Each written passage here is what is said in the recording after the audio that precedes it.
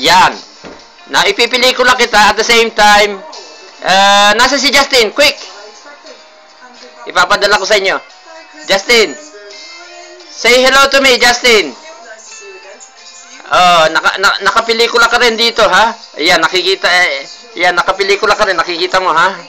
Ngayon, sasabihin ko sa iyo, Justin, ito yung mirakulo. Ito rin, mirakulo rin itong gamit kong ito. Ha? Ngayon, sasabihin ko sa iyo, ayan, pagka ginanyan ko yan, hindi mo ako makikita, oh. Ngayon, itutuloy mo ang pagtulong sa tita mo, ha? Huwag mo siya pababayaan, ha? At kapit tuko ka sa kanya, kasi parang si Jesu Cristo yan. Ha?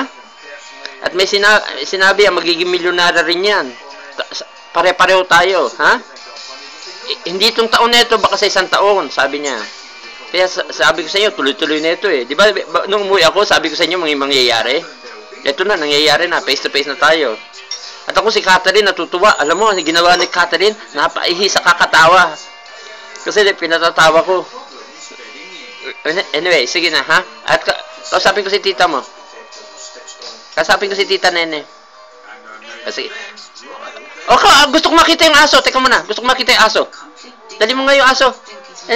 Gusto ko makita. Gusto ko makita yung aso, please. Yeah. Nako, asan siya? Yun. Yun. Naku si Pogi. Naku si Pogi. Naku si Pogi! Naku si ano yan eh? Si ano yan? Si pero asong yan eh. Parang pero aso ni tita... Yun naku, parang si pero. Oh, sige na ha? Ay naku, oh, yun. Yeah. Asan pa? Nasaan pa? Sige, pakita mo. Oh naku, ang ganda Labrador! Naku, Pogi niya! Ang pogi ng Labrador. Ayan, nako, nakunan ko. Yan.